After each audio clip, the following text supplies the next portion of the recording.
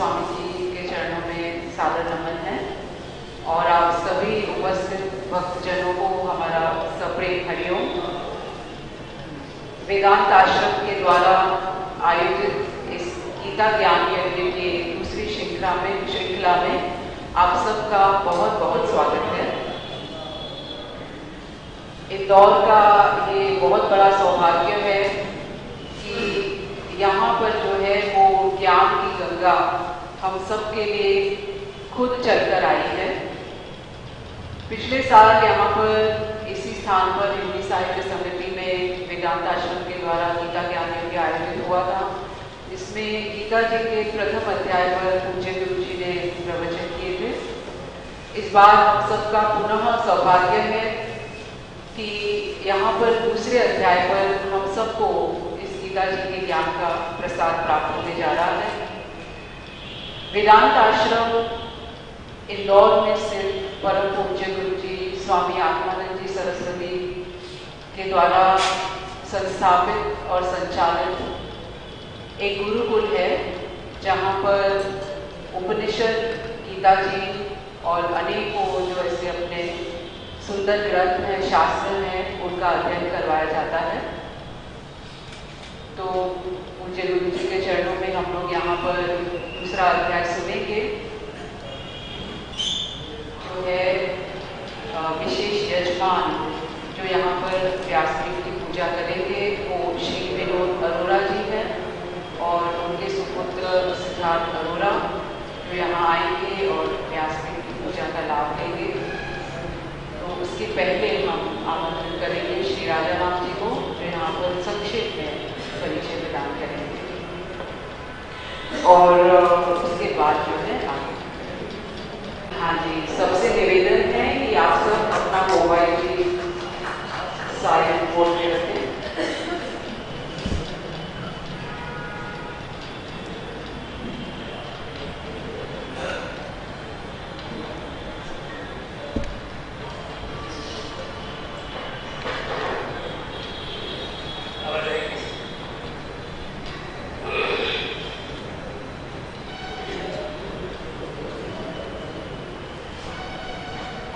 ऐसे स्वामी जी के बारे में मुझे भाव शब्द सुमन अर्पित करने का सौभाग्य मिला। मैं अपने को धन्यवाद करता हूँ। मैं इनके चरणों में नमन करता हूँ और ये आशा करता हूँ कि उनका आशीर्वाद जैसे उत्तर है वैसे आशीर्वाद रहेगा। इसको भी बुझाएगा करने के बाद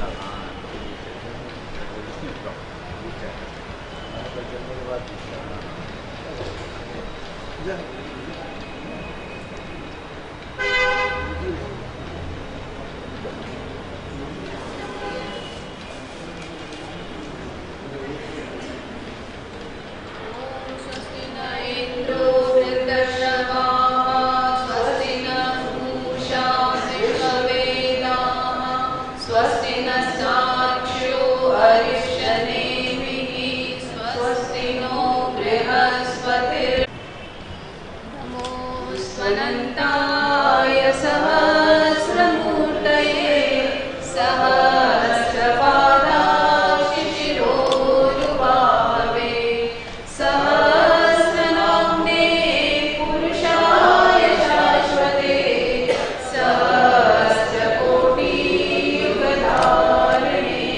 नमः। ॐ न तत्र सूर्यो भाति न चन्द्रतारकम् नेमा विद्युत्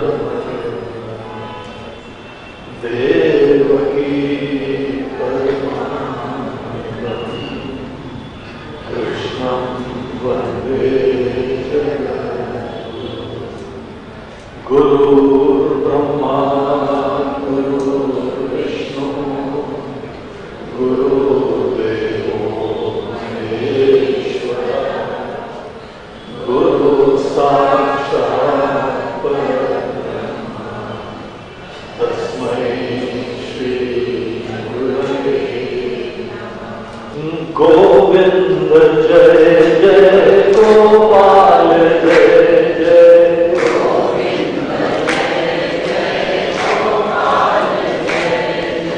गोविंद जय जय गोपाल जय जय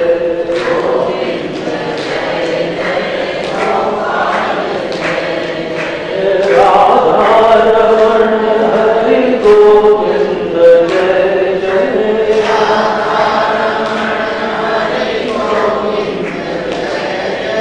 राधा रमण हरि गोविंद जय जय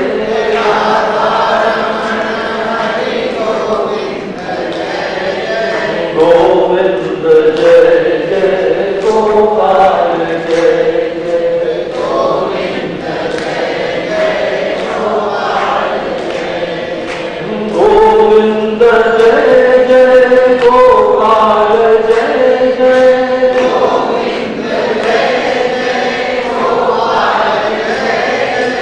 गोविंद जय जय गोपाल जय गोविंद जय जय गोपाल जय राधा रमण हरि गोविंद जय जय राधा रमण हरि गोविंद जय जय राधा रमण हरि गोविंद जय जय राधा रमण हरि गोविंद जय जय गोविंद जय जय गोपाल जय जय गोविंद गोविंद जय जय गोपाल जय जय गोविंद जय जय गोपाल जय बोलो गोपाल कृष्ण भगवान की जय। जो जय अच्छी तरह बोलेगा उसी को ज्ञान का प्रसाद मिलेगा। बोलो गोपाल कृष्ण भगवान की सबको मिलेगा।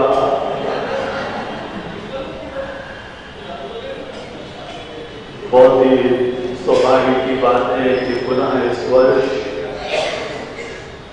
इंदौर के मध्य में स्थित हिंदी साहित्य समिति के इस प्राचीन हॉल में, जहां पर आप पीछे देख रहे हैं महात्मा गांधी भी यहाँ पे बता रहे थे, उनका चित्र लगा हुआ है।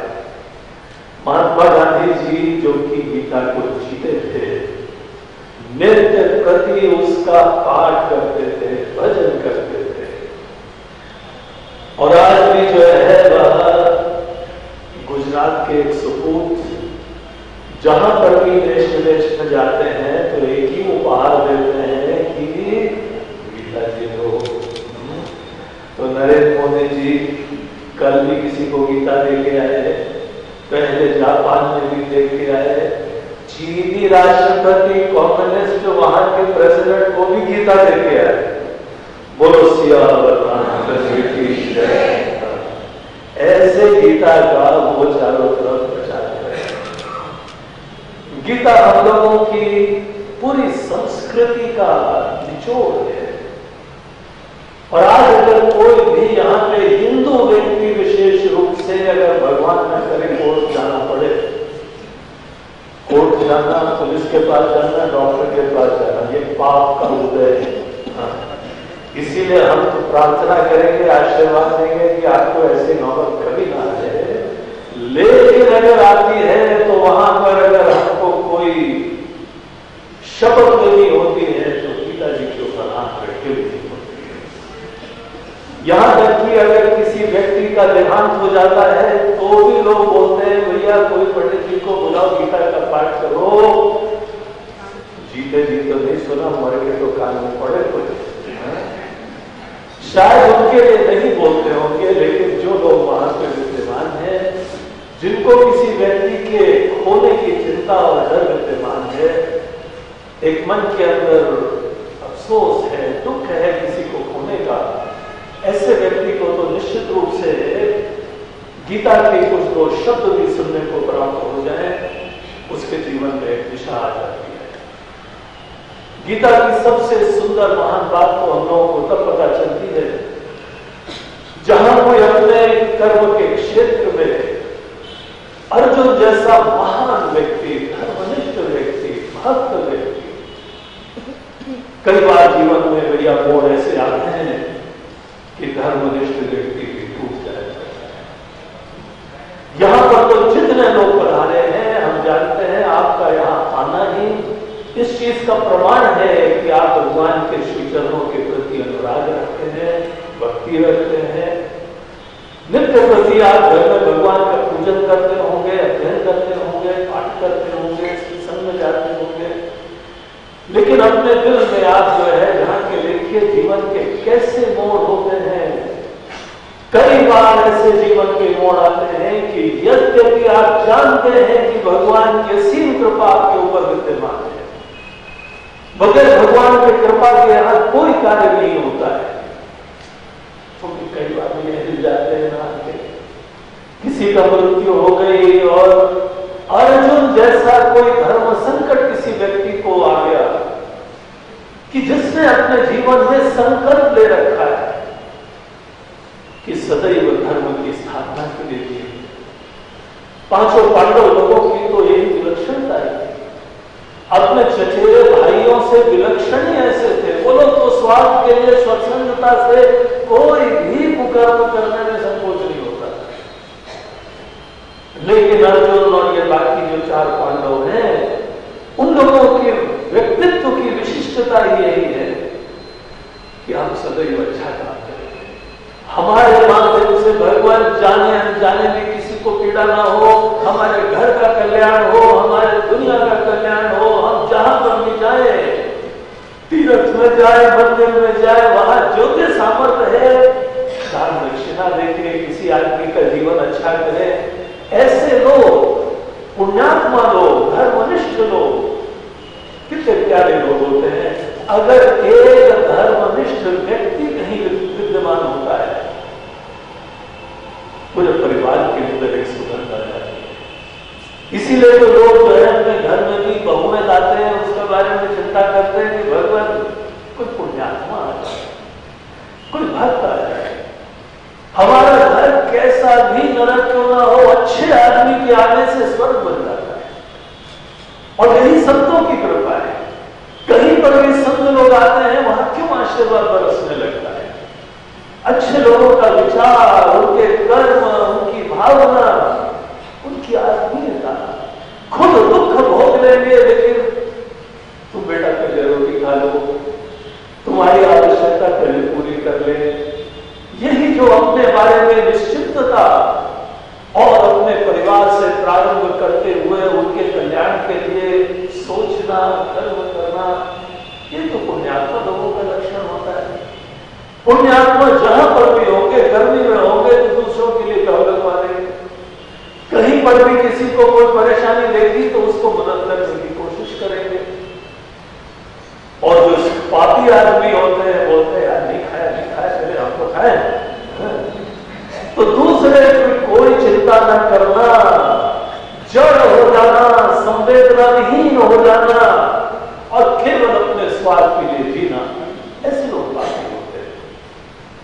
न ऐसे मित्र अच्छे होते हैं, न ऐसे रिश्तेदार अच्छे होते हैं। और इन लोगों की विडंबना यह है कि जीवन भर तृप्ति नहीं होती है।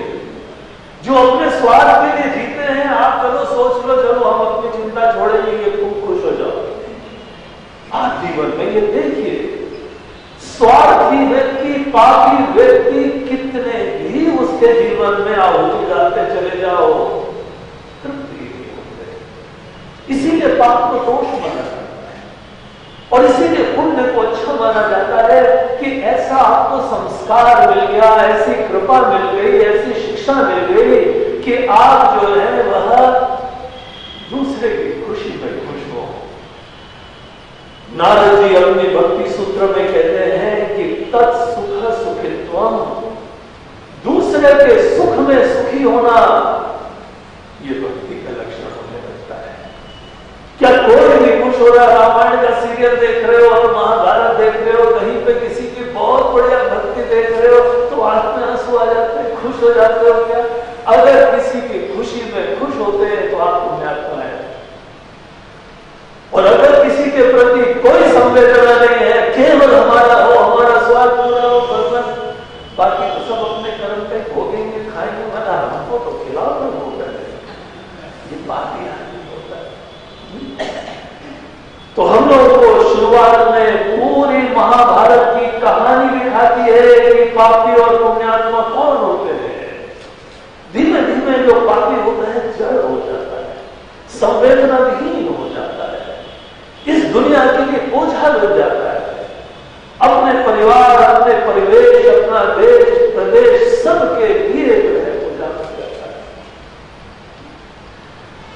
और दूसरी तरफ से देखिए दुर्योधन वगैरह जो है पापियों की श्रेणी में है, उसको कोई चिंता हो रही है कि हम आज अपने चचेरे भाइयों से लड़ने जा रहे हैं? संकोच ही नहीं। उसको तो यह है कि जरूरत पड़े वो लाक्षाग्रह में इनको जीते जी मार डालो। षड्यंत्र करा था उसने, पूरा जो है लाक्षाग्रह बनवाया, लाख का घर बनवाया। अभी तो देखी नहीं है, जो पुराने समय में स्टैंप लगाते थे ना, उस प्रकार की तत्व का पूरा घर बनाया और उनको बड़े प्रेम से ले गए। वो बाकी भी सोच रहे आज क्या चक्कर है भाई, आज दुर्योधन को ज्यादा ही प्रेम पड़ रहा है, वहां ले जाके वहां पे आकर कोई संकोच ही नहीं। जैसे आजकल के आतंकवादी लोग कहीं पर भी खड़े हुए दूसरे को मार दिया। कल ही जो है वहां एक वीडियो आया था कि किसी अमेरिकी को देखो गला भेज दिया। कैसे इंसान कर देते हैं, उनमें इंसानियत कैसे होती है, और वो भी धर्म के नाम पे ऐसा काम चल रहा है। ये भिन्न भिन्न प्रकार की मुसीबतें सब ये पापी लोगों का लक्षण होता है। अपने घर वालों को परेशान करना, तंग करना, अनेकों जगह किसी के घरों में प्रॉब्लम आती है। और दूसरी तरफ से अर्जुन को देखिए, उसके हाथ में ढीले पड़ने लगे। वो बोलते भगवान हमको नहीं लड़ना है, हमको ऐसे राज्य से क्या करना कि अपने ही लोगों के ऊपर हाथ उठाने के बाद हमको ये राज्य मिले। प्रभु वो जो राज्य गद्दी है ना, सदैव हमारे गुरुदेव, हमारे पितामह, हमारे बाबा जी, दादाजी, उनके खून से सना होगा। हम कैसे राज्य करेंगे प्रभु? हमको लड़ना ही, हम यहां से छोड़ के जा रहे हैं, हमको नहीं लड़ना है। हम भीख मांग के जीवन जी लेंगे भगवान, लेकिन हमको इस प्रकार के नीचता का जीवन नहीं जीना है। देखिए कितना विलक्षण दो व्यक्तित्व, कितने भिन्न है, लेकिन ये इतना अच्छा इंसान है। पुण्य की ये सुंदरता है कि आपको किसी परिस्थिति की अपेक्षा नहीं होती, आप सदैव खुश रहते।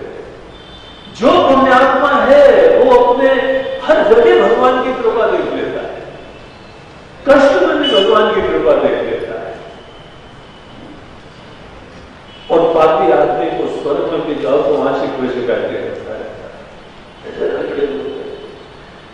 इसीलिए सामान्यतः जो भी पुण्यात्मा है, आप तो कोशिश करो, सदैव पुण्य का काम करो, जहां जाओ आशीर्वाद बन जाओ। आपको जो भी हो खुश रहना सीखो, संतुष्ट रहना सीखो, तपस्वी रहना सीखो, सेवा करना सीखो। अगर आपके द्वारा किसी व्यक्ति को 2 पल के सुख दे दिए आपने, तो आपका जीवन धन्य हो जाता है। कितना आनंद आ जाता है। रात को अच्छी तरह सो पाते हैं, भगवान को नमन करते हैं, भगवान आपने इतना सामर्थ्य दिया, कृपा करी। सामान्यतः पुण्यात्मा व्यक्ति प्रसन्न रहता है, खुश रहता है, और पापी व्यक्ति सदैव दुखी रहता है। लेकिन देखिए, यद्यपि पुण्य में इतनी सुंदरता होती है, कृपा होती है, ईश्वर की सदैव जो है सन्निधि महसूस होती है। भगवान की जो है वह कृपा दिखाई पड़ती है। एक बाबा जी हमारे वहां आया करते थे, वो भजन गाते थे, राम रस बरसे मन चातक क्यों तरसे, बूंद बूंद में कृपा हरि की अमृत से बरसे। तो भगवान की कृपा हर पल बरस रही है भैया। हे मन, तुम क्यों चिंता कर रहे हो? जरा आँख खोलो, देखो भगवान की कृपा है। अगर आपको ये कला मिल गई भैया, बाकी चीजें हो ना हो, चिंता की तो कोई गुंजाइश नहीं। अन्यथा आप सोचिए, अगर कोई पुण्यात्मा आदमी गरीब भी होता है ना, वो ऐसी मस्ती से भजन गाता है कि कोई करोड़पति आदमी निकल के देखते ईर्ष्या होती है, इतनी मस्ती से कैसे गा सकता है। इतनी मस्ती तो हम अपने स्वर्ग तुल्य घर में रह के भी वो मजा नहीं ले पाते, टेंशन रहता है। कोई आपको बाकी चीजों की जरूरत नहीं है। पुण्य की यह विशिष्टता होती है, अच्छाई की यह सुंदरता होती है कि आप सदैव प्रसन्न रह सकते हैं। तो सामान्यतः तो चिंता नहीं होती है। लेकिन गीता का ये पहला अध्याय हमको एक जीवन का दूसरा पन्ना भी खोल के दिखाता है। उसमें भैया ऐसा है कि सामान्यतः तुमको बहुत ही आनंद रहेगा, तुम खुश रहोगे। और जो सदैव पुण्यात्मा रहता है, जो खुश रहना जानता है, जो सदैव ईश्वर की कृपा देखता है। एक सज्जन कहीं जाने वाले थे, गाड़ी छूट गई, बाकी लोग तो रोते, क्या किस्मत है, देखो तुमने जो है आज का चौघड़िया नहीं देखा जाते समय, आज का तुमने मुहूर्त नहीं देखा, गाड़ी छूट गई। भक्त का अंदाज ही अलग होता है। बोलते हैं अगर गाड़ी छूट गई तो भगवान चाहते हैं कि इस गाड़ी में नहीं जाना। देखो सोचने का तरीका कैसा है। हमने पूरी कोशिश करी थी, पूरा पुरुषार्थ करा था, लेकिन गाड़ी तब भी छूट गई। ईश्वर की इच्छा थी कि तुम नहीं जाओ। और अगर कहीं पे ऐसा संयोग हुआ कि वो गाड़ी की दुर्घटना होने वाली थी, देखो कितना तुम बच गए। भगवान हर परिस्थिति में ऐसी कृपाएं लाते हैं कि आपको तो लगता है कि आप बोध कर लें किसी के। और आपको सही पता है सीक्रेट, संतों के जीवन में सुखी रहने का यही सीक्रेट है। हमारे आगे न पीछे, न घर बार, न प्रॉपर्टी, न रिश्ते नाते, न बाल बच्चे, कुछ भी नहीं। लेकिन कोई भी संत लोगों को देखा है कि दुबले पतले सूखे हड्डी जैसे घूम रहे हैं, और पीछे ऐसे टमाटर की तरह दिखाई पड़ते हैं। और हमारे डॉक्टर लोग तो बोलते हैं, स्वामी जी जरा डाइटिंग कर लो, कम खाओ, सब भगवान खिलाते। एक बार हमने अपने इंदौर के भक्त लोग थे, आए हुए थे आश्रम में, बोला चलो हम लोग नर्मदा जी की यात्रा में थोड़ी देर चलेंगे, परिक्रमा करेंगे नर्मदा जी। बोला चलो महाराज, नर्मदा जी ऐसी परिक्रमा नहीं है, ये थोड़ी विक्रमी परिक्रमा है। पूरी परिक्रमा तो नहीं करेंगे, लेकिन हम लोग यहाँ पे जो कौन सा ये बड़वा के आगे जो पुल है, खेड़ी घाट से जंगल जंगल होकर चल जाएंगे। हमारा जल बढ़िया है, देखेंगे कितनी देर लगेगी, हमें ज्यादा चिंता मत करो, जहां तक पहुंच जाएंगे। लेकिन इस यात्रा में कोई व्यक्ति एक पैसा नहीं रखेगा और कोई खाना नहीं रखेगा। दो चार पकड़ गए, बोले मौके कहां पर लेने पड़े, भूखे मारे नहीं जाते जंगल में, तो कुछ तो लोग जो है वहां कट गए। कुछ लोगों ने बोला ठीक है महाराज, चलो एक्साइटमेंट है, एडवेंचर है, वैसे भी हमारे डॉक्टर ने बोला है कि डाइटिंग कर लो, नहीं मिलेगा तो डाइटिंग नहीं कर ले। तो हम लोग गए भैया, वहां पे जैसे गए तो सब सामान खेड़ी घाट में आश्रम में रखा, कुछ अता पता नहीं कौन आश्रम में, कहाँ रुकना है, क्या रास्ता है, कुछ। इसको तो भगवत भरोसे चलना, पूरे भगवत भरोसे। और भैया आपको क्या बताएं, ये ट्रायल करके देखो, अप्रोक्षानुभूति करके देखो। पूरे रास्ते में हम लोगों का जो आसक्ति हुआ है, ऐसा लगता है आज तक मूर्ख थे अपनी चिंता करते हैं। जिस आश्रम में भी जाए, जो भी कोई बाबा जी, नागा बाबा, पूरे भगीरी भी है, अरे महाराज जी आओ बैठो, एक कड़ खाओ, बाटी खाओ, और ये चल रहा है। और ये भी नहीं आश्रम में वहां पे रुकाने के बाद, खिलाने के बाद, जब तक हम दिखते रहते कहां से कहां दिखा रहे, दोबारा पता नहीं चलता क्या प्रेम है, क्या आतिथ्य है, क्या जीवन में भगवान जुगाड़ करते हैं। आप जरूरत से ज्यादा अपनी चिंता करके ना तो ईश्वर की कृपा देखोगे। इसीलिए निश्चिंत रहना चाहिए, भगवान की कृपा देखनी चाहिए और इतना जीवन सुखद और सुंदर हो जाएगा केवल पुण्यात्मा हो। पूजा करना पुण्य के लिए, पूजा व्यापार नहीं बनना चाहिए। भगवान 1.25 किलो चढ़ाया है, भगवान इतना दिया है, कोई चिंता नहीं। केवल भगवान की खुशी के लिए, धन्यवाद करने के लिए सबसे बढ़िया पूजा होती है, सबसे सुंदर पूजा होती है कृतज्ञता के अभिव्यक्ति के लिए। भगवान कितना आप बरसा रहे हैं आपके चरणों में, हम तो केवल पुष्प ही डाल सकते हैं, लेकिन धन्यवाद की भावना से। सामान्यतः केवल आप पुण्यात्मा बनते जाओ, आप में जीवन में बहुत बड़ा धन प्राप्त करें। इतनी बड़ी चीज, ये शिक्षा तो उसी जगह मिलती नहीं, हम लोग के स्कूलों में, कॉलेजों में मिलनी चाहिए। पुण्य करने की, सुंदर इंसानियत, प्रेम, निस्वार्थ भाव से, जो सही में ऐसे निस्वार्थ भाव से, प्रेम से किसी की सेवा करता है, कभी उसको चिंता नहीं। तो जितने 5 पांडव थे बहुत पुण्यात्मा थे, ज्यादातर हाँ कुछ मन में विकार नहीं आती, बेचारे कोई गड़बड़ ज्ञानी लोग नहीं थे, जीव आत्मा थे, लेकिन सामान्यतः बड़े खुश रहते थे। सपना भी यही आता था कि पूरे समाज की, देश की सेवा करेंगे। लेकिन ऐसे लोगों के भी जीवन में कई बार कुछ मोड़ आते हैं कि वो गिर जाते हैं। अर्जुन को ऐसा मोड़ आ गया कि वो सपने में भी कभी दूसरे का अहित नहीं चाहता था। ऐसी परिस्थिति आ गई कि यहां पे पूरे समाज के अंदर अधर्म फैल रहा है, उनको अच्छा नहीं लग रहा है, हमको कुछ ना कुछ करना चाहिए। लूटा जा रहा है, लोगों का शोषण हो रहा है, कोई अपने स्वार्थ के लिए संस्कृति का ध्यान नहीं रख रहा है, अपने परायों को बहु में लज्जित खड़ी जा रही है। अब बाकी और सोच लीजिए क्या दुर्दशा होगी उनके अपने ही घर की, उनकी भाभी भी, उनके घर की बहू। तो ये एक दृष्टांत है उन लोगों की जड़ता, उनके पाप का, ऐसी दुर्दशा।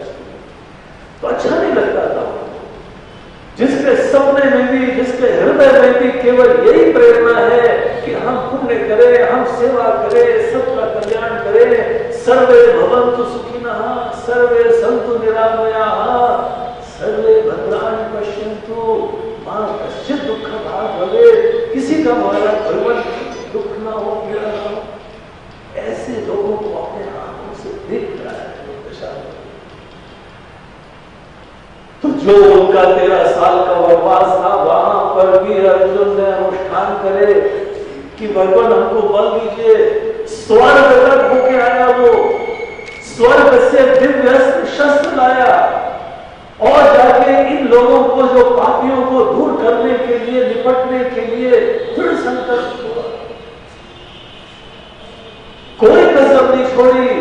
इतने सालों बाद वापस यहाँ पे समाज में आया था, लोगों को जमा करा और बहुत सारी सेना जमा कर दी। उनके तुलना में नहीं थी, लेकिन वो भी काफी लोगों को जमा कर लिया। लेकिन तब मुसीबत आई, तब इतना भयंकर जो है पीड़ा हुई जब उसने देखा कि लड़ाई के मैदान में उसके गुरुदेव खड़े हुए, विपक्षी, उसके अपने पिता खड़े, उसके भाई खड़े, उसके चाचा, उसके मामा खड़े, नाना खड़े। अब आप ऐसे ऐसे व्यक्ति के दृष्टिकोण से सोचिए जो व्यक्ति कभी सपने में भी किसी को पीड़ा नहीं देना चाहता। सब लोग नहीं होते हैं ऐसे। ये भी महाभारत की कहानी की हम लोगों को एक संकेत है, शिक्षा है। देखो भैया, अच्छे लोग कम ही होंगे, समाज में बुरे लोग ज्यादा होंगे। और वेद व्यास जी ने तो रेशियो भी दे दिया, 5% ही अच्छे होंगे, बाकी 95% ज्यादा वो दूसरे होंगे। कोई नई बात नहीं। आपने सोचा कलयुग है प्रभु, बोलते कलयुग नहीं, भगवान कृष्ण का अवतार हुआ तो उस समय भी दुनिया से। तो बुरे लोग ज्यादा होते हैं, अच्छे लोग कम होते हैं। हम लोगों की ये कहानी, ये पूरा उपदेश उन अच्छे लोगों के बारे में है, उन संवेदनशील पुण्यात्मा लोगों के बारे में है। ऐसे अर्जुन को जब दिखाई पड़ा कि हमको अपने बड़े बुजुर्गों में हाथ उठाना पड़ रहा है, उसके हाथ में लिए भाई हमको तो बड़ा धर्म संकट हो गया। हम धर्म के लिए जी रहे हैं और इनको धर्म कर रहे हैं। धर्म के चक्कर में हमारा मन में क्या मोह आ गया, क्या धर्म आ गया कि हम तो जो है यहाँ अपने लोगों के हाथ उठाने जा रहे थे। उसने शुक्र मनाया कि चलो भगवान ने सद्बुद्धि दे दी टाइम से, और उसने भगवान से निवेदन करा, प्रभु रथ वापस हम नहीं। अर्जुन की ऐसी परिस्थिति देख के, अर्जुन की दलीलें देख, बड़ी बड़ी अलग दलीलें। गीता का जो पहला अध्याय है उसमें अर्जुन की पूरी स्थिति का चित्रण है। जरूर पढ़ो, अनेक कुमार लोग पहले अध्याय को जम कर जाते हैं, पढ़ते नहीं, जरूर पाठ करते हैं। अर्जुन के मन में जो एक शोक की अग्नि हो रही थी, बड़ी घुटन हो रही थी, बेचैनी हो रही थी, समझ में नहीं आ रहा क्या करें। ऐसी तो उसके अंदर पीड़ा हो रही थी, इसको आज के समय में कहा जाता है तनाव हो रहा है। तो तनाव बहुत बड़ा आज की समस्या है। अर्जुन के मन के अंदर ये शोक जनित ऐसा जो है भयंकर पीड़ा चालू हुई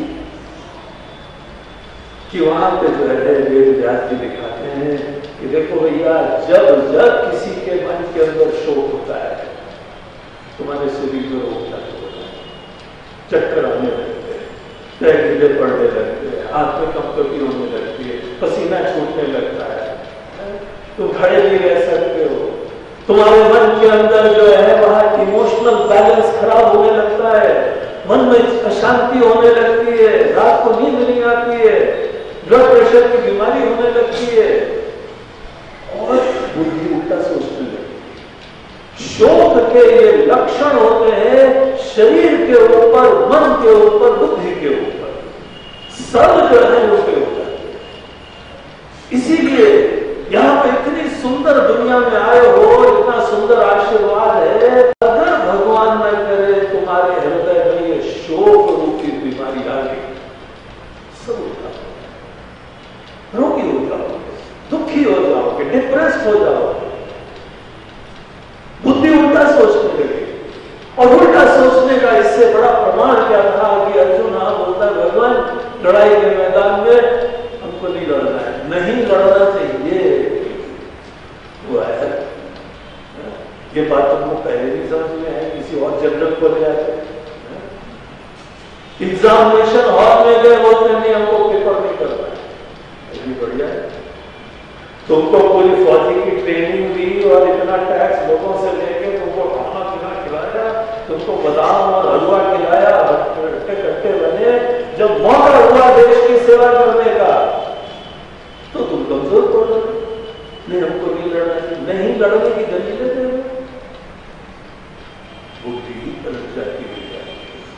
उसमें मनुष्य की गलती नहीं है, उसमें आप देखो पीछे एक रोग होता है, शोक नामक समस्या होती है, कटान होती है, जिसके वजह से अच्छे अच्छे लोगों की बुद्धि पलट जाती है। तो जो बुद्धिमान व्यक्ति है, जैसे आप किसी डॉक्टर के पास जाओ तो वो आपके समस्त रोगों की शोध करता है और जड़ ढूंढता है और जड़ को दूर करता है। उसी प्रकार जिस समय आदमी के जीवन में बड़ा तनाव हो रहा है, शांति हो रही है, उल्टी बुद्धि हो रही है, शांति से, धीरज से गीता के उपदेश याद करो, अर्जुन की स्थिति याद करो, समझ जाओ शोक घुस गया है। और अगर ये शोक की निवृत्ति के लिए, शोक रूपी रोग की निवृत्ति के लिए कृष्ण की औषधि याद ले लो, पूरी जड़ खत्म हो जाती है। शोक की निवृत्ति के लिए ही भैया पूरी गीता का उपदेश है। गीता के 18वें अध्याय में भी भगवान बोलते हैं कि अर्जुन, तुमने पूरी हमारी ये बात सुनी क्या? इसलिए मां शुच रहा, अब शोक मत करो।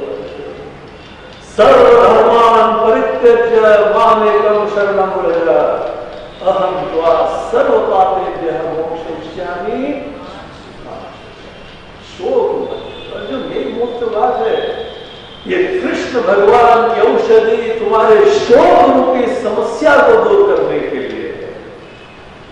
और अगर आपके जीवन में कैसी भी परिस्थिति आती है और शोक नहीं होता है, तो क्या मजे? अगर घुटन नहीं है, बेचैनी नहीं है, सुरक्षा नहीं है, पीड़ा नहीं है, अरे बाप, फिर तो मुसीबतें भी आशीर्वाद है। आपने देखा आजकल के जो नवयुवक लोग होते हैं, थोड़ा छुट्टी में हमें कहीं जा रहे हैं, तो कहाँ जा रहे हैं? गंगा जी को जा रहे हैं। अच्छा, भगत हो गए, गंगा जी का स्नान मान करोगे, बोलते नहीं तो राफ्टिंग करेंगे। अभी हाल में एक सज्जन मिले हो, एकदम ऋषिकेश जा रहे हैं, तुमको कभी दिखाई नहीं पड़े इतने भगत आदमी होंगे, वहां जाओगे ऋषिकेश आश्रम, बोलते आश्रम नहीं होगा, मतलब फिर कहां जाओगे? बोलते वहां गंगा जी के ऊपर राफ्ट चलती है, रबड़ की नावें होती है, वो वहां पे आजकल इतने लोग आते हैं, केवल इनको बोलते हैं एडवेंचर स्पोर्ट। एडवेंचर स्पोर्ट के लिए इतनी भीड़ आती है कि हमारे वहां आश्रमों के लिए कम आती है, वो उसके लिए ज्यादा आती है। और वो लोग क्या करते हैं? पंगे वाले लोग जाके ऐसी गंगा जी में वो नाव जाएगी जो कभी लड़ जाएगी। हम भी हो गया, बोले हम भी देखते जाएंगे। बोले गुरु जी आप भी? हम बोला आओ हम भी। यार ये जब युवक लोग करते हैं तो फिर हम क्यों नहीं कर सकते? और निश्चित रूप से आप समझना है कि नानी याद आ जाती है, सब भगवान के नाम का जब तेजी से चलता है, जब नाम होती है ना वहां पे मुसीबतों, वैसे भी हम जानते हैं भगवान का जब बड़ा अच्छा चलता है, कभी भी नाव पलट जाती है, वहां पथरीली जमीन है। कई जगह जो है जहां पे पत्थर आए तो आपको पत्थर के थ्रू जाना पड़ता है, लेकिन वो बच्चों को, युवकों को बड़ा आनंद आ रहा है। मुसीबत में खड़े हुए लेकिन आनंद आ रहा है। क्यों? शोक। चुनौतियों के मध्य में अगर आपके अंदर शोक नहीं है तो ये तो एक एडवेंचर हो जाता है, रोमांचकारी अनुभूति हो जाती है। बाद में आप अपने जीवन की कोई कहानियां लिखें, संस्मरण लिखें, या एक बार ऐसी परिस्थिति आई थी, ऐसी चुनौती आई थी और शांति से हमने देखा और उसको भी ईश्वर की कृपा समझा, दुखी नहीं हुए, टूटे नहीं थे और वो आशीर्वाद मिल गया, बहुत आनंद आया। उस समय भूला नहीं जाता। देखिए शोक अगर नहीं आता है तो मुसीबतें भी आशीर्वाद होते हैं, और अगर शोक आता है तो आशीर्वाद की दिशा बन जाता है। इसीलिए ये मत बोलो कि है शनि देवता, राहु देवता, आप क्या कर रहे हो हमारे जीवन का? वो बोलते हैं हम क्या कर रहे हैं? भगवान के दूत हैं हम लोग, देवता लोग हैं। कभी देवता लोग हमको क्या पीड़ा देंगे? भगवान के दूत हैं ये लोग। सोच समझ के इनके बारे में बोलना भी, शनि देवता ने दुख दिया, गंदी बात, पाप कर रहे हैं। शनि देवता भगवान की डिक्शनरी में, उनकी किताब में देवता कहे जा रहे हैं, शनि देव है वो। और देवता क्यों किया? देखिए आपको राहु देवता क्यों पीड़ा देंगे? कोई पीड़ा नहीं देता। दुखी को हम अपने असुरक्षा, शोक और चिंता से। तो सामान्यतः जिस समय कोई पुण्यात्मा आदमी को कोई समस्या नहीं है तो जीवन बड़ा आशीर्वाद होता है। लेकिन कई बार ऐसी परिस्थितियां आ जाती हैं कि हमको समझ में नहीं आ रहा है कि क्या सही है गलत। क्या करोगे उस समय? आप बहुत अच्छे इंसान हैं, भक्त आदमी हैं, पुण्यात्मा हैं, कभी किसी का बुरा नहीं चाहते हैं। कितने लोगों को घर के अंदर ऐसी कहानी होती है। जी हमारा पति जो था वो बहुत ही अच्छा इंसान था, वो पाकिस्तान के बॉर्डर पे फौज में गया था, हमारे साथ ऐसा क्यों होता है? दुर्घटना में बच्चा था, इतना अच्छा था और हमारे साथ ऐसा क्यों होता है? अनेकों जीवन की घटनाएं होती है, मुसीबतें होती है। अर्जुन जैसी परिस्थिति हमारी हो जाती है, क्या सही है क्या गलत है, श्रद्धा टूट जाती है इंसान की। हमारे साथ ऐसा क्यों होता है? उस समय क्या करना चाहिए इंसान? जब आपको अगर पता लगे कि आप विषम परिस्थिति में विद्यमान, गीता के दूसरे अध्याय में कहते हैं कि विषम समुपस्थितम, बहुत भयंकर विषम परिस्थिति आ गई। और देखिए विषम परिस्थिति किसी को भी आ जाती है। जीवन की यही शिक्षा होती है कि आपके जीवन में विषम परिस्थिति आने की संभावना होती है, और यही गीता का आशीर्वाद। क्यों हम लोग इंदौर में इतने बहुत सुंदर तरीके से गीता जयंती मनाते हैं? ऐसी गीता का उद्देश्य है कि आपके जीवन में संभावित जो विषम परिस्थिति है उससे निकलने का रास्ता केवल गीता है। जिन संतों ने भी चालू करी है गीता जयंती इंदौर में, देश विदेश से यहाँ पे संत लोग आते हैं। इंदौर के लोग बड़े पुण्यात्मा हैं जो उन लोगों का दर्शन करते हैं, उनके अमृत वचनों का श्रवण करते हैं। दो शब्द भी आप सुने लोगों के, बहुत ही सुंदर बात होती है।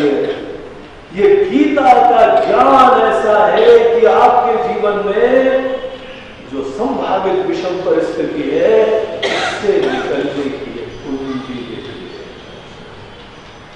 और कितनी प्रभावी है ये तो पता लगता है कि अर्जुन को 18वें अध्याय में भगवान ने पूछा, अर्जुन कहा लेंगी? बोलते हैं भगवान नष्टो मोह स्मृतिर्लब्धा त्वत्प्रसादाज्ञाच्युत। भगवान कचरा गया, बादल छट गए, सब ठीक हो गया। अब दिल से कमर कस के उत्साह से हम अपने जीवन के संघर्ष में लग सकते। हमारे अंदर कुछ नासमझी थी, बहुत बढ़िया चीज होती है गीता। बाकी दुनिया के लोग गीता का नियमित पाठ करे न करे, आप लोग तो इंदौर वासी हो भाई, हमको यही प्रेरणा देंगे कि नियमित रूप से गीता का पाठ करिए, अध्ययन करिए, चैंटिंग करिए, गीता के श्लोक पढ़िए। और गोविंद जय जय गोपाल जय जय उसके साथ साथ जब तक हम भगवान का जयकार नहीं करेंगे तो कैसे होगा? फिर गीता की टेंशन से तो अगर जयकार करके आप जैसा करोगे गीता का अध्ययन तो आशीर्वाद मिलेगा। तो अर्जुन को जिस समय ऐसी परिस्थिति आती है, कैसी उल्टी दलील है जी, भगवान यहाँ पे तो जो है हम लोग लड़ेंगे तो इतने पुरुष लोग बन जाएंगे, इतनी स्त्रियां विधवा हो जाएंगी, भगवान इतने घर आजाद हो जाएंगे। आप समझ रहे हैं ना भगवान हम क्या बोल रहे हैं? उनका भगवान मुस्कुरा रहे थे। पहले अध्याय में भगवान कृष्ण ने केवल एक छोटे से 2 शब्द का वाक्य बोला है, कोई शब्द नहीं, उपदेश नहीं दिया गया। इतनी सुंदर चित्रण करा गया अर्जुन की मन की स्थिति का कि वो जरूर अर्जुन बोलता जा रहा था, दलीलें दे रहा था। भगवान देखिए अगर यहाँ पे समाज में लोग मर जाएंगे, घर अनाथ हो जाएंगे और स्त्रियों के ऊपर तो कितना बोझा हो जाएगा। और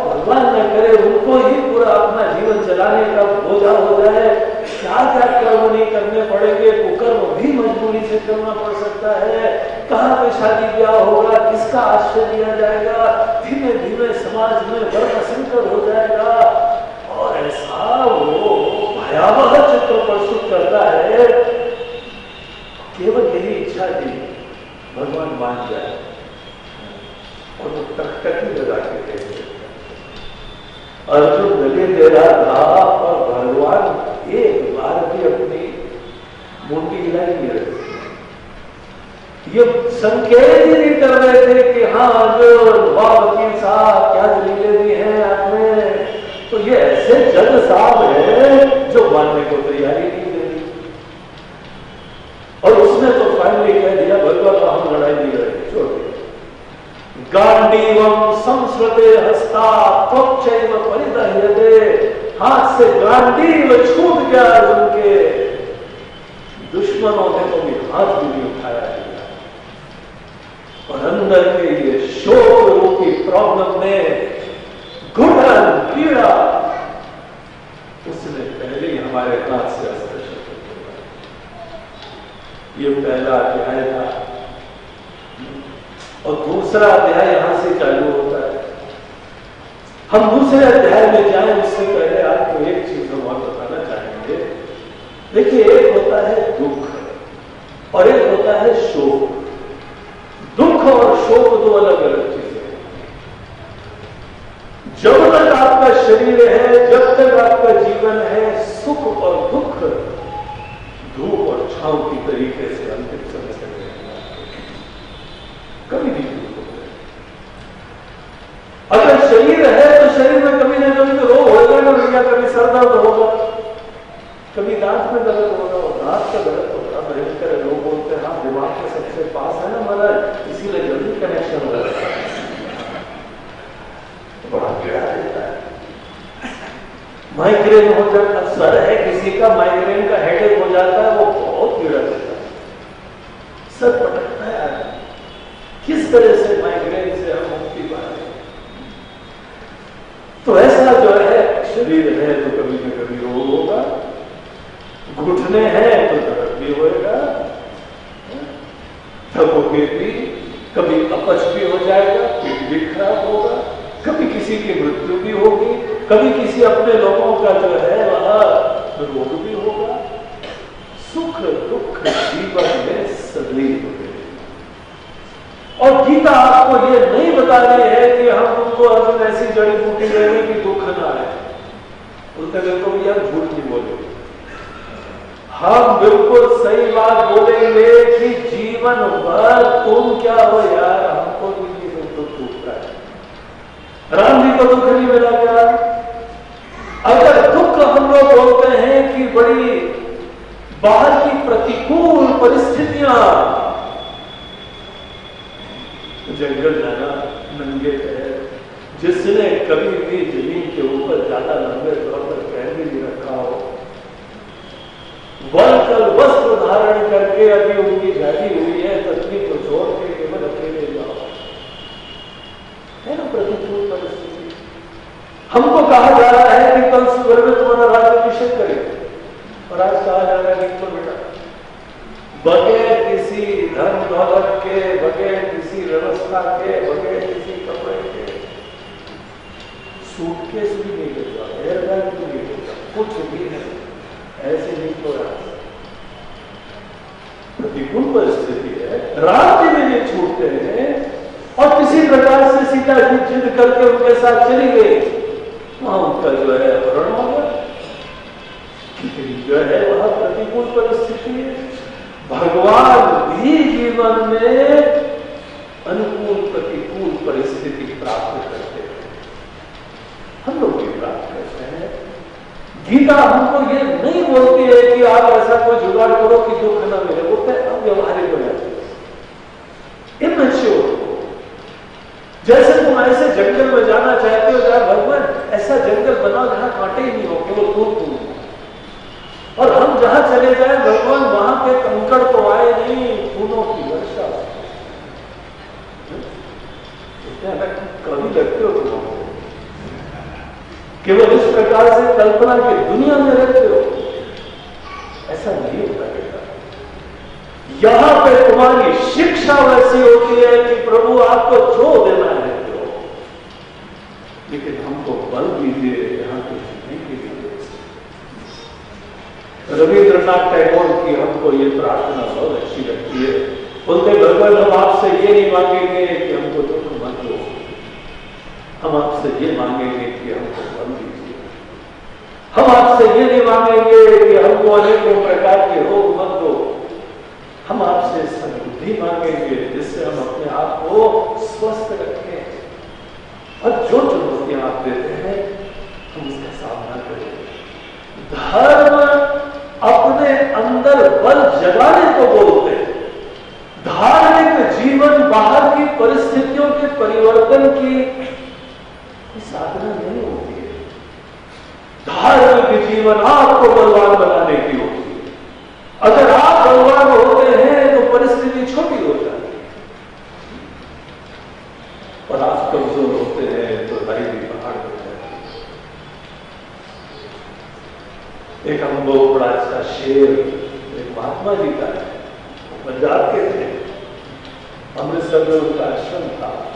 उन्होंने जो है बड़े सुंदर सुंदर अध्यात्म के रहस्यों से युक्त बड़े कविताएं उर्दू में लिखी है। उसमें शेर हमने पढ़ा था, कभी कतरे को भी दरिया समझकर डूब जाते थे,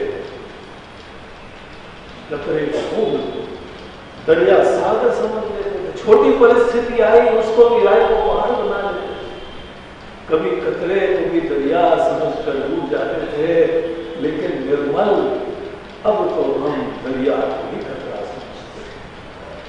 अब तो इतनी बड़ी परिस्थिति आ जाए वो भी छोटी बात है। हनुमान जी जैसे बलवान हो उनको कहा जाए लंका जाओ, बोलते हैं अभी होके आता हूं। बोलते आप समझ रहे हो हनुमान जी क्या मतलब है? बोलते हैं अरे जहां पे राम जी की कृपा हो वहां रावण क्या करेगा? आत्मबल है, ज्ञान है। अगर आप बलवान होते हैं तो आपको डर नहीं होता, चिंता नहीं होती।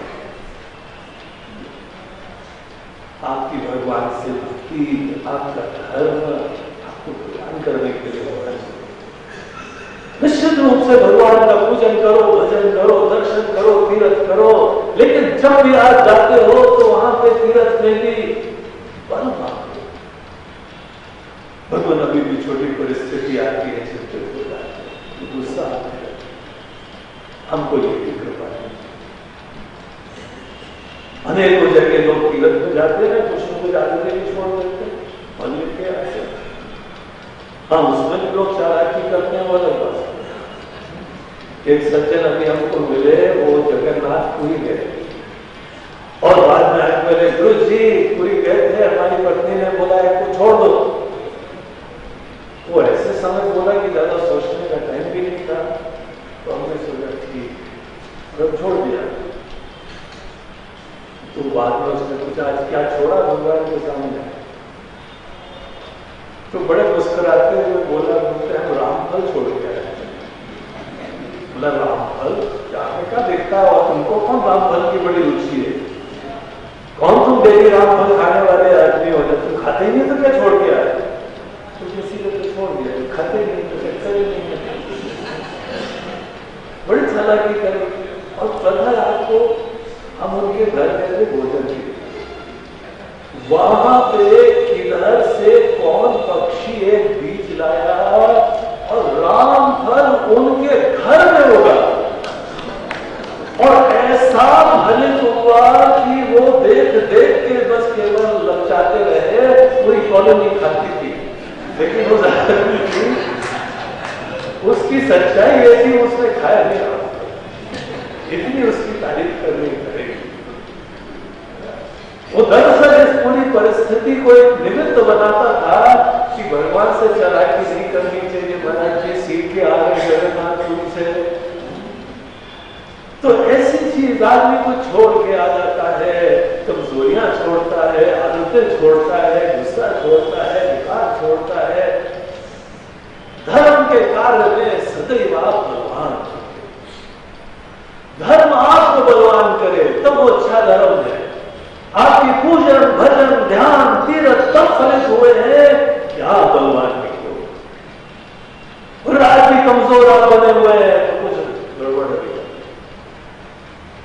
आपकी समझ में दोष है तो उस चीज को नहीं करना चाहिए। तो सामान्यतः जो भी व्यक्ति अगर बलवान होता है, धर्मनिष्ठ होता है, बलवान होता है, निश्चिंत रहता है। लेकिन कई बार परिस्थितियां आती हैं, तोड़ देती है, दुख जो है छोटा मोटा समय है, और दुख को निपटने में ईश्वर की भक्ति बहुत बड़ा काम देती है, आशावादिता हो जाती है। अगर कोई कष्ट आया है, भगवान उनको बलवान करना चाहते हैं। और गीता के भी दूसरे अध्याय में हम देखेंगे, जो ये कष्ट आता है, भगवान बोलते हैं अर्जुन ज्यादा क्यों यार चिंता करते हो, थोड़ी देर सहो तो चला जाता है ये। आगमा काइनो नित्या काम स्थिति क्षस्व भारत। आने जाने वाली चीजें यार जबरदस्ती इतना जल्दी एक्साइटेड होगा। सवेरे तक भी ये परिस्थिति शायद नहीं रहे, थोड़ा तो धीरज रखना सीखो। कौन सी जीवन में परिस्थिति है जो चली गई नहीं है? अपने जीवन के भूतकाल में जरा झांक के देखो, कैसी मुसीबतें तुम्हारे जीवन में आई थी, तो थोड़ी देर में चली गई ना, नहीं चली गई होती तो यहां आती नहीं, सब चली गई थी। और कितने सुख भी आए, वो भी चले जाते। सब जीवन की बाहर की परिस्थितियां आके यहां आशीर्वाद भी देती हैं, कोई तुमको बलवान भी बनाती है, कोई अच्छी तरह से विवेक दिलाती है। परिस्थितियां जो अनुकूल और प्रतिकूल होती हैं, उनका स्वभाव ही होता है जाने, और उनको सहना सीखो। अगर जीवन का आनंद लेना है ना, तो दुख का सामना करना सीखना चाहिए। जो अगर आपको दुख से भरा रहा हो तो आपका हितैषी नहीं होता है। कौन सी ऐसी परिस्थिति है? देखिए, हम लोग के वहां के तीर्थ स्थान पहाड़ के ऊपर क्यों बनाए जाते हैं, और खासकर माता लोगों का वो तो चोटी पे बैठते हैं। आपने कभी सोचा ये बद्रीनाथ और केदारनाथ वहां पे ईंट ले जाके बनाया कैसे होगा? अरे हम नीचे बना लेते महाराज जी, ऋषिकेश हरिद्वार में बना लेते, कहां हमारी आज भी मुसीबत होगी जाते जाते। क्यों बनाया होगा? आपने सोचा कभी? रामेश्वरम जाने के समय वहां पे तो अभी आधुनिक समय पुल बन गया है, इतने बड़े बड़े पत्थर कैसे ले गए होंगे वहां पे, आश्चर्य होता है। लेकिन हमारे मनुष्य लोगों की बुद्धि कुछ अलग ही चलती है। बोलते बेटा, तीर्थ सदैव विषम परिस्थिति में, विषम स्थान में। अगर तुमको कष्ट नहीं होता है जाने में, तो वो तीर्थ नहीं होता है। तुम सोचो एसी की गाड़ी में बैठ के, हवाई जहाज में बैठ के बोलो भगवान हाय एंड बाय, और हवा खा रहे हैं, जा रहे हैं, तीर्थ करके आए होगा कि पिकनिक करके आए। हमको याद है हमारे दादाजी की कृपा तीर्थ में जाए, घर में रोना होता, बिल लिख के जाया करते थे पुराने लोग। कोई गाड़ी नहीं थी, कोई व्यवस्था नहीं थी, कोई ट्रेनें नहीं थी, कोई रोडें नहीं थी, और वहां हिमालय में जा रहे हैं, वहां पे अनेकों नरभक्षी प्राणी, शेर, सब। हम जब गए थे वहां पे रुद्रप्रयाग के पास तो बोर्ड भी लिखा हुआ कि 258 लोगों को एक लेपर्ड ने खाया था। आज भी वो जिम कॉर्बेट नाम के एक शिकारी को बुलाया गया था उसको मारने के लिए, और जिस जगह मारा था वहां पे आज भी एक चिन्ह लगाया गया, बोर्ड लगाया गया, मैन ईटर और रुद्रप्रयाग, उसके ऊपर किताब भी लिखी हुई है। जिन लोगों को देखना हो कैसे वहां पे तीर्थ यात्री जाते थे। और हाँ, भगवान ने हमारा रास्ता भेज दिया, भगवान ने आज इसको भेज दिया, लेकिन बिल्कुल टूटी हो जाते थे। धन्य है लोगों की भक्ति जब कश्मीर में अमरनाथ भगवान के पास आतंकवादियों ने बोल दिया कि वो छोड़ेंगे नहीं, यहाँ से जो आओगे इस पर मारेंगे। 5 लाख लोग इसमें बचे गए। नमन है उनकी भक्ति को सदा। लेकिन देखिए, कष्टों में जाना, कष्टों के अंदर अंदर निकलते हुए भगवान के प्रति बल के वजह से जाना, ये भक्ति का लक्षण होता है। अगर आप छोटी मोटी कष्टों से, परेशानियों से कतराते गए, भगवान हमने क्या करा, हमको क्या कष्ट दे रहे, बोलते हैं तुम ही को तो दे रहे क्योंकि तो हमको प्रिय हो, तुमको भगवान बना रहे। पता है कष्टों में भगवान बनाया जाता है। पहाड़ों में आपको जाना है, आपको पता लगा कि हमारे इंडिया की क्रिकेट की टीम में बच्चे लोगों को शामिल कराया, दौड़ाया जाता है, पसीने निकाले जाते हैं, कसरत कराई जाती है, बलवान बनाया जाता है, तब जाके आदमी मजबूत बनता है। कष्ट तो आपको बलवान बनाने के लिए होते हैं। तो सही दृष्टि चाहिए। कष्ट, कभी प्रतिकूल परिस्थितियां, कभी अभिशाप,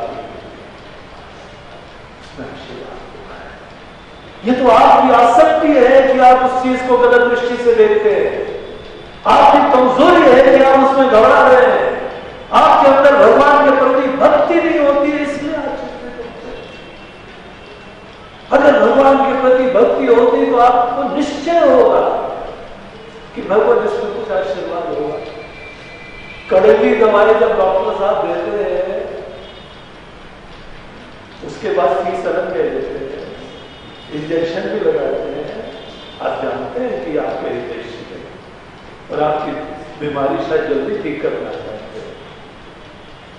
गीता आपको ये नहीं बोलती है कि जीवन में कोई भी ऐसी सोच रखो कि आपको बाहर से दुख न मिले।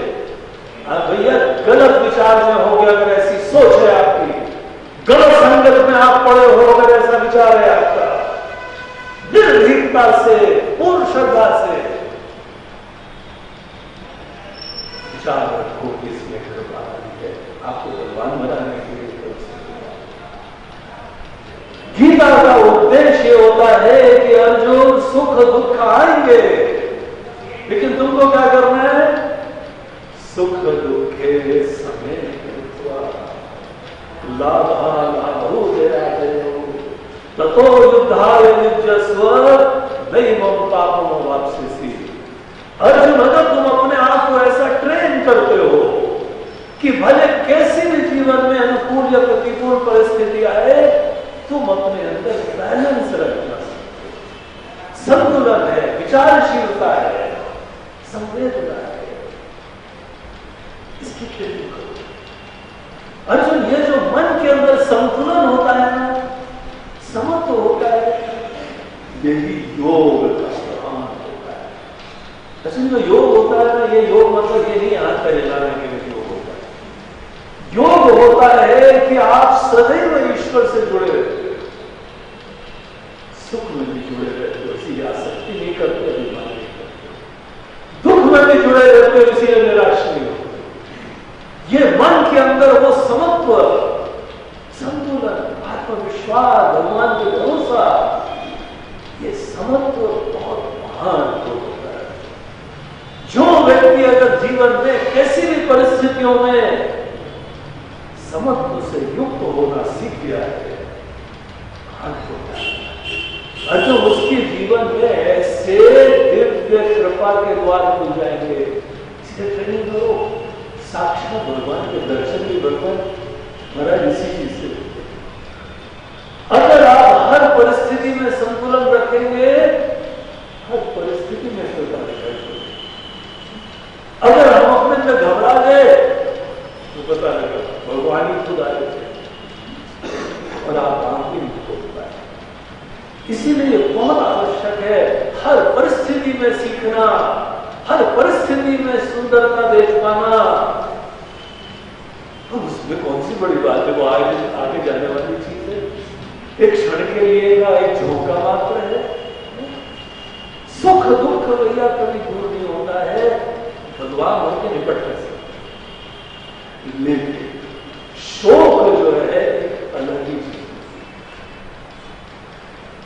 शोक किसी सामान्य दुख को नहीं बोलते, शोक एक प्रतिकूल परिस्थिति को नहीं बोलते। शोक किसको बोलते हैं ये जान लेना बहुत आवश्यक है, क्योंकि पूरी गीता शोक रूपी रोग की निवृत्ति के लिए औषधि है। कृष्ण कृष्ण औषधि है शोक की निवृत्ति के लिए। तो ये जो शोक होता है ना, जब आपको जीवन में समझ में नहीं आ रहा क्या करें क्या करें क्या करें क्या करें, उसकी जो घुटन होती है उसको बोलते हैं शोक। हो सकता है परिस्थिति अच्छी भी हो या कष्ट वाली भी हो, लेकिन हमको समझ में नहीं आ रहा है कि क्या करें। अपने अनिश्चय के वजह से दिशाहीनता होता है। करे या न करे, जाए कि न जाए, बोले कि न बोले, खाए कि न खाए। और हमारे जैसे लोग जो शुगर वाले हो गए और भरते नहीं आती मिठाई बुलाते, तो जहां पे मिठाई आती है और हम लोगों की तो संस्कृति भी ऐसी, इतनी मीठी संस्कृति, कितने मीठे पर्व, दिवाली आए, ये आए, खुशियां आ रही है, लड्डू आ रहे हैं, और कुछ भी हो मिठाई। अब जब मिठाई आती है ना तो हमारा धर्म संकट हो जाता है। खाए कि न खाए, खाए कि न खाए। पहले होता था, लेकिन गीता पढ़ने के बाद में पड़ गया। धर्म संकट का झमेला जिस आदमी का छूट जाता है, उस आदमी के अंदर क्या कृपा होती है। आप कल्पना पूरी गीता के उपदेश का आशीर्वाद केवल इतना है कि मां शुचा। परिस्थितियां जो है ग्रहों के मैनिपुलेशन से मत करना कभी, बहुत गलत पाप करोगे। इन देवताओं को शांत कर लो, वो सदैव खुश हैं। पॉकेट में उनके ऊपर आक्षेप करते हो कि देवता को दुखी है, कभी मत।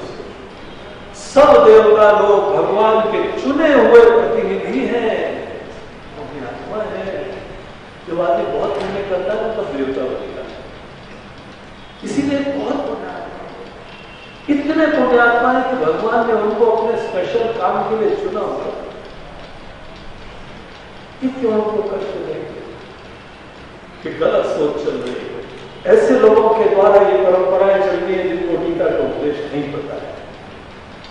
चलो तुम्हारे ग्रह की शांति करते हैं, बोलते भैया हमारे ग्रह में खराबी नहीं है, क्या की शांति? सदैव हमारे ग्रह शांत है। दृढ़ विश्वास रखो। अगर गीता का ज्ञान लेना है तो कभी मन में मत लाओ कि कोई देवता आपके लिए जो है मुसीबत ना हो जाए। प्रतिकूल परिस्थिति ले आएंगे, लेकिन वो भी आपके जीवन में आशीर्वाद करेंगे। विश्वास रखो। लेकिन शोक जो है वह एक अलग चीज होती है। शोक हमारे अनिश्चय के वजह से पीड़ा होती है। देखो अर्जुन की थोड़ी परिस्थिति विचार। अर्जुन जो है उसके अंदर ये मन में आया कि हमको इस समय हमारे समाज में कितना कुकर्म कर रहा है, चल रहा है। बहु बेटियों की इज्जत खत्म हो रही है, घर लूटा जा रहा है, संस्कृति का विनाश हो रहा है। कुछ न कुछ सत्पुरुषों को करना चाहिए। और हम पुण्यात्मा लोग हैं, धर्मात्मा लोग हैं, हमको जरूर करना चाहिए। प्रार्थना करके, बल प्राप्त करके सेवा करने के लिए तत्पर है। और दूसरी तरफ से उसके मन में यह आ रहा है कि अपने लोगों के ऊपर तो समझ में नहीं आता है कि भगवान सही क्या है। जब हमको पता नहीं लग रहा है सही क्या है, न हम लड़ सकते हैं और नहीं हम नहीं लड़ सकते। हम निष्क्रिय होंगे, नहीं लड़ाई लड़ेंगे, ऐसी अव्यवस्था समाज में चलती रहेगी, वो भी स्वीकार नहीं होगा, वो भी पीड़ा करती है। और अगर हम लड़ाई लड़ेंगे तो भी मुसीबत। अब जो करे तो भी मुसीबत, नहीं करे तो भी मुसीबत, तो क्या करे? आदमी तो प्रार्थना करता है भगवान पृथ्वी फट जाए और अंदर चले जाए, खत्म हो जाए। कोई रास्ते नहीं मिल रहा है। उस पीड़ा को, उस धर्म संकट की पीड़ा को, उस अनिश्चय की पीड़ा को, उसको शोक कहते हैं। और शोक रूपी बीमारी की निवृत्ति के लिए भगवान का योग गीता का उपदेश। भगवान अर्जुन को ये नहीं कहते कि अर्जुन तुमको लड़ना चाहिए। कई बार लोग गलतफहमी रखते हैं कि शायद भगवान ने लड़ा दिया। एक सज्जन तो हमसे बोल रहे थे, महाराज जी अर्जुन तो देखो उसको कितनी अच्छी सद्बुद्धि आई कि लड़ना नहीं चाहिए। जो भगवान है ना, ये जो कृष्ण भगवान है ना, क्या बात करते हो? अगर आप ये सोचते हो तो आपने भैया टीका नहीं पड़ी। 18वें अध्याय में आप देखिए, अर्जुन को भगवान बोलते हैं, अर्जुन ये हमने तुमको जीवन में शोध के बारे में अनेकों पहलू बताए, अब तुमको लड़ना है कि नहीं लड़ना है? यथेच्छसि तथा कुरु, तुमको जो इच्छा है करो, हम तुमको ये नहीं बोलेंगे करो, और ये भी हम बोलेंगे नहीं करो। देखिए, शुरुआत में एक समय होता है ना, जब आपके बच्चे हो, शिष्य हो, छोटे बच्चे हो, उस समय आपको बता देना पड़ता है, बेटा ऐसा कर लो, ऐसा नहीं करो। इसको बोलते हैं विधि निषेधात्मक उपदेश। ये विधि है, ये डू है, ये डोंट है, ये करना है, ये नहीं करना है, ये करनीय है, ये अकरणीय है। जब भी किसी को विधि निषेधात्मक उपदेश दिए जाते हैं, आप ये स्वीकार करते हैं कि छोटा बच्चा है, सारा समझ नहीं पाए। लेकिन सदैव जब बुद्धिमान आदमी हो जाता है, तो आपके घर के भी बच्चे क्यों ना हो जाए, उनको विधि निषेध की भाषा से कभी मत समझा। इसका मतलब आप आज भी आक्षेप कर रहे हैं कि आज भी जो है वो समझदार नहीं होता। हर व्यक्ति को अपनी बुद्धि से चलने की स्वतंत्रता होनी चाहिए। आप उसको शिक्षित करिए, आप उसकी बुद्धि को विवेकी बनाइए, आप उसको मैच्योर बनाइए, बलवान बनाइए, और अंततः उसको बोलिए कि हे बेटा ये सब पहलू का ध्यान रखो, और उसके बाद जो तुमको उच्चार करो। ऐसा बोलने वाला व्यक्ति ही आपके प्रति आपके ज्ञान के प्रति श्रद्धा रखता है। जब भगवान कृष्ण ने कहा ही नहीं अर्जुन को अर्जुन लड़ो, हमारा काम यह नहीं है बताना कि तुमको जीवन में क्या करना क्या नहीं। कभी भी कोई हमारे जैसों के पास आए, तो महाराज जी ऐसा करना है, क्या करें, ऐसा नहीं करना, क्या करने के लिए करें, ये वो नहीं होता है, तुम गलत जगह आ गए, गलत नंबर डायल कर दिया तुमने। हम कभी बताने वालों में से हैं कि तुम ये बताओ तुम क्यों नहीं समझ पाओगे। हमारा काम तुमको बताना है, हम तुमको विवेकी बनाएंगे, हम तुमको बुद्धिमान बनाएंगे, हम तुमको बलवान बनाएंगे, जिसके उपरांत तुम्हारे जीवन में जो भी कर्म आएंगे, तुम भविष्य में क्या क्या परिस्थिति प्राप्त हो हमको क्या पता, तुम्हारे प्रारंभ क्या है हमको क्या पता, और हम तो चिंता ही नहीं है। क्योंकि अगर तुम्हारे पास ज्ञान है तुम सदैव खुश रहो। तुम देश में रहते हो, विदेश चले जाते हो, तुम यहाँ पे जो है अपना छोटा मोटा काम करते हो या पूरे राष्ट्रीय नेता बन जाते हो, क्या पता हमको कहां तुम जाने वाले। यहाँ पे तो चाय वाला भी प्रधानमंत्री बन सकता है। अब आप लोग तो कहां से कहां पहुंच सकते हो, हम थोड़ा संभावना रखते हैं कि आप बहुत ऊंची जा सकते हो। ये हम लोग के वहां पे जो है ज्ञान है। जब आपके जीवन में क्या परिस्थिति आने वाली है, चुनौती आने वाली है, हमारा काम क्या है कि हर परिस्थिति में आपको बताना ये करो बेटा, ये ना करो, या ये करें कि आपको ऐसा विवेक दे दे, ज्ञान दे दे कि आप अपनी तरफ से सोच समझ के निश्चय करने में सक्षम हो जाओ। ये काम अच्छे गुरु का होता है। जो गुरु लोग शिष्य की सदैव उंगली पकड़ कर चलाया करते हैं, बेटा ये करो, ये नहीं करो, वैसा करो, ऐसा नहीं करो, वो आपको बच्चा समझते हैं, वो आपको बुद्धिमान नहीं समझते हैं, आपको सोचने समझने में सक्षम नहीं समझते। तभी तो बोलते हैं हम जैसा करना है वैसे ही करना। गुरु जी आपके बताए रास्ते से तो ज्ञान का प्राप्त है, आपको अपने ज्ञान ज्ञान पे भरोसा नहीं कि हमारे ज्ञान पे भरोसा नहीं? बताओ आप, सीधी बात है। अगर आपको भरोसा है तो आप हमको छूकर छोड़ो ना, देखने कर लेंगे। कोई भी अच्छा गुरु आपको भगवान बनाने के लिए होता है। शुरुआत में जैसे बच्चों की भी उंगली पकड़ी जाती है, शुरुआत में अगर हम किसी की उंगली पकड़ के चले कोई हर्जा नहीं है, लेकिन एक दिन तो बच्चे को अपने पैर पे चलने दो। और अगर आप किसी को अपने पैर पे नहीं चलने देंगे तो आप उसके पैर को कमजोर बना देंगे, सदैव पंखु बना देंगे, उसको बैसाखी वाला बना देंगे, उसको बैसाखी लेके चलना पड़ेगा। इसीलिए हमारा काम आपके लिए निश्चय लेना नहीं होता है। गीता आपको ऐसा व्यक्ति, बलवान व्यक्ति बना देती है कि आप अपने निर्णय लेने में सक्षम हो जाते हैं, और जो करता है वही भोगता है। जब भगवान ने बोले ही नहीं करो ना करो, तो भगवान का के लिए बोलते हैं भगवान में लड़ाई लगवा दी, भगवान की लड़ाई लगवा दी। तुमको पता नहीं लड़ाई के पहले भगवान ने कितनी कोशिशें करी लड़ाई ना हो? डिप्लोमेट बन के गए थे, हर प्रकार का प्रस्ताव दिया उन्होंने पांडवों के दृष्टिकोण से भी बोला कि अरे हम उनको बना लेंगे, तुम आधा राज्य दे दो, हम विश्वास रखते हैं उन लोगों के प्रति कि हमारी बात मान लेंगे। अच्छा भैया आधा भी राज्य देते हो तो एक ही जो है 5 गांव दे दो, हम बना लेंगे। अच्छा 5 गांव नहीं दे सकते, 1 गांव दे दो, 5 घर वाले दे दो। अच्छा 1 गांव नहीं देगा, अच्छा 1 घर तो 2500 में वाला।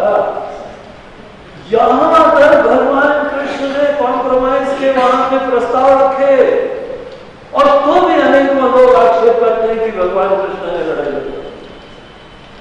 दुनिया में रहते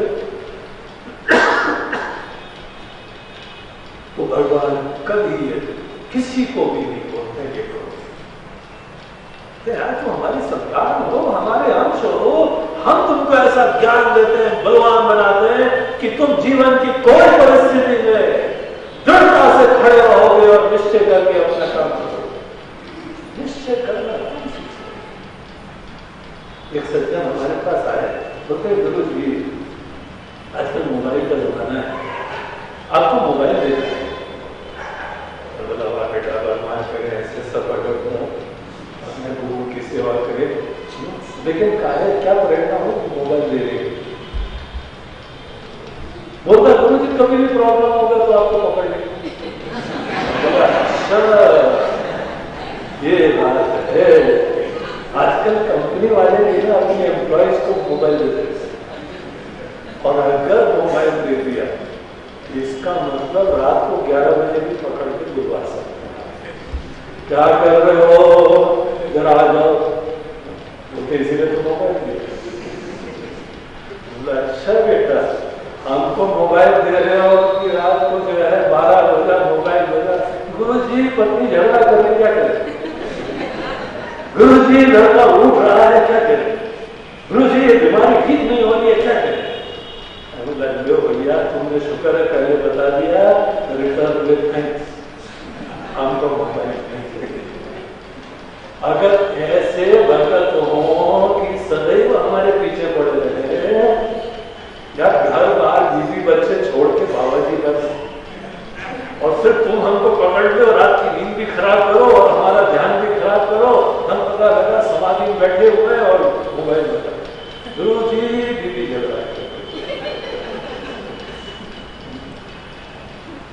उसको यही शिक्षा मिली है कि संत लोग गुरु लोग को कष्ट से निकालने के लिए होते हैं। क्या करें, क्या करें, विधि क्या है, विषय क्या है। लकीली हमारे गुरु जी ऐसे थे, उन्होंने बोला बेटा हम कभी तुमको नहीं बताएंगे क्या करो क्या ना करो, ज्यादा खाना है खा लो, और कल से अगर पेट खराब होगा तो अगली बात से तुम अपना सीख जाओ। हम नहीं तुमको बताएंगे, तुम्हारे अंदर ज्ञान होना चाहिए, तुम्हारी अकल ठीक होनी चाहिए, विवेकी बनो, प्रबुद्ध बनो। ये चीज अपने संतों से और शास्त्रों से सीखो, तो सामान्यतः हमको जो है निर्णय देने की क्षमता हो, कई बार जब नहीं ले पा रहे तब पीड़ा उसको शोक, उसको विषाद बोलते हैं। इसीलिए विषाद को सामान्य दुख कभी नहीं समझना चाहिए। दुख का पर्याय विषाद नहीं होता है, क्योंकि दुख तो सदैव रहेगा। कहीं पर भी जाओ तो कुछ न कुछ हो जाए, कमर में दर्द हो, सर में दर्द हो, पीड़ा हो, ये मर गया, खूब बीमारी हो गई, ये चला गया और ये फलाना हो गया। कोई ना कोई प्रतिकूल परिस्थितियां चलती रहेंगी। प्रतिकूल परिस्थितियों में हर व्यक्ति को थोड़े मन में क्षोभ होता है, अच्छा नहीं लगता है। जीवन में चलने वाला है, उसमें संतुलन रखो, उसमें विवेक रखो, समत्व रखो। अगर आप समत्व से युक्त रहेंगे कि कोई प्रतिकूल परिस्थिति आपको ज्यादा पीड़ा नहीं देगा। सुख दुख से निपटने के लिए समत्व रूपी औषधि होती है, लेकिन शोक की निवृत्ति के लिए न भक्ति काम देती है। भैया तो भगत नहीं है, महाराज जी क्या करें, अपने पितामह अपने दादाजी पे हाथ उठाएंगे या छोड़ दें, कुछ भी नहीं करें, समझ नहीं आ रहा। तो ये जो हमारी समझ है, इस समझ में कमी। भगवान शंकराचार्य जी अपने इसी के गीता के भाष्य लिखते हुए बोलते हैं कि देखो भैया, जब जब शोक होता है ना, एक चीज समझ लो, तुम्हारे अंदर किसी मोह के वजह से ही शोक हुआ है। अगर तुमने ये बात समझ ली तो तुमको जीवन में दिशा मिल जाएगी। घुटन, इसलिए शोक का मतलब क्या है?